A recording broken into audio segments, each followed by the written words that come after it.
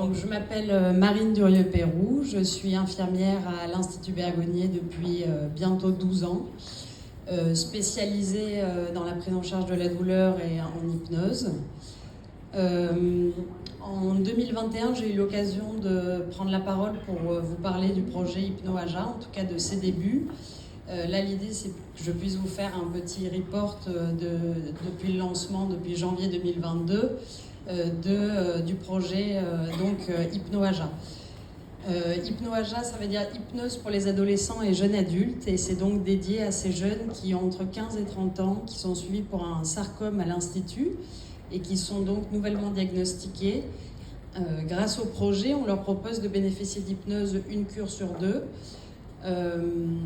pendant tout leur parcours de soins, de l'annonce du diagnostic jusqu'à la fin des traitements. Pour le coup, l'objectif principal de l'étude, c'est de décrire l'incidence de l'hypnose sur l'anxiété.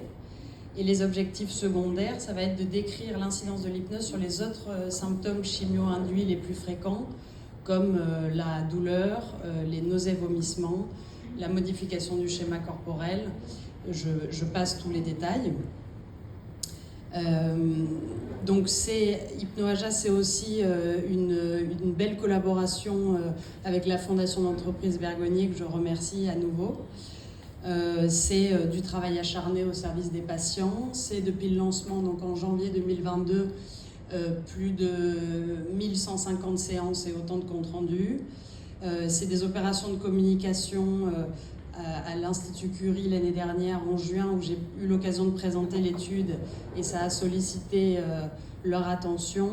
Également, j'ai pu présenter à distance un poster aux États-Unis au 5e congrès international Ados et Cancer qui avait lieu à Long Beach et pour lequel j'étais le seul projet autour de l'hypnose. Donc les Australiens étaient pour le coup vivement intéressés.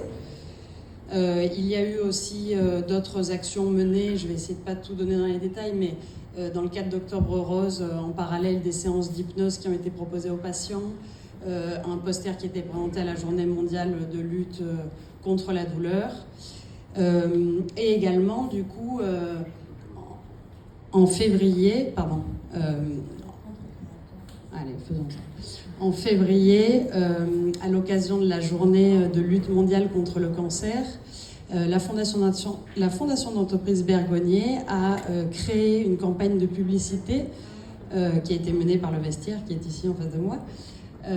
Et donc, on a fait des vidéos explicatives du projet avec des passages de séances d'hypnose et avec les témoignages d'un des patients, enfin le témoignage d'un des patients inclus, Jules. Les retours ont été super, la levée de fonds est encore en cours et on est très actifs sur le sujet. Il y a eu également une présentation, j'ai présenté ma candidature au prix de l'innovation Unicancer pour la 9e édition. Un retour qui n'était pas favorable, mais il en faut aussi. Et plus récemment, j'ai présenté mes travaux au congrès d'hypnose, au 13e congrès de la CFHTB, qui a été organisé pour la première fois à Bordeaux, par Hypnose 33. Et à ce congrès, j'ai présenté une communication orale et le poster de l'étude. Et j'ai été heureuse lauréate. J'ai obtenu le prix du meilleur poster du congrès. Ce qui permet au projet d'avoir une belle visibilité, d'une part, et aussi ce qui va me permettre d'écrire un article dans la revue Hypnose et Thérapie Brève. Que dire d'autre ?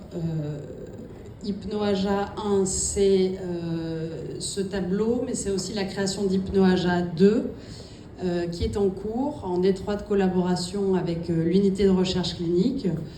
Le design de l'étude va rester à peu près le même avec les mêmes objectifs sensiblement. L'idée va être d'inclure plus de patients. On va inclure 70 patients dans la future étude. Et il y aura 2 cohortes. Une première qui comprendra à nouveau les sarcomes avec les tumeurs germinales, testis et ovaires, et une autre étude qui inclura les cancers du sein chez le sujet jeune, pour lesquels je suis amenée à aller en hôpital de jour très souvent. Et le point commun entre les deux études, enfin entre les deux cohortes, c'est le jeune âge et les chimios fortement émétisantes. Je vous ai parlé du congrès de la CFHTB là, avec le poster qui a été élu meilleur prix du poster, mais je voudrais vous parler de 2 résultats significatifs qu'il faut retenir de l'étude pour le coup.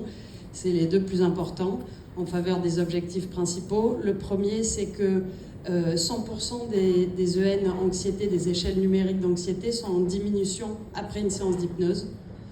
Et aussi, il y a une nette recrudescence des nausées-vomissements après une séance d'hypnose, voire abolition, carrément.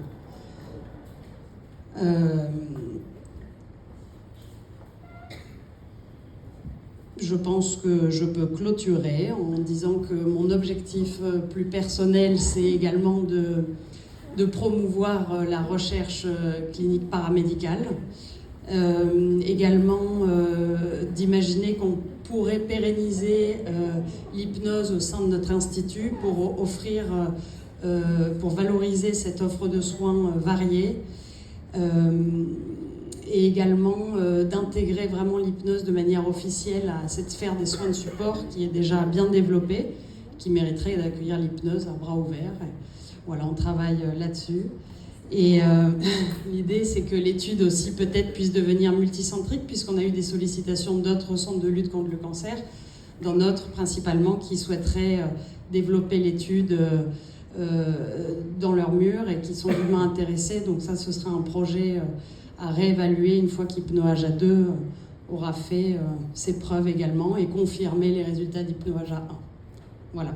Donc je vous remercie pour votre attention, pour votre soutien, donc tous les mécènes pour le soutien financier apporté.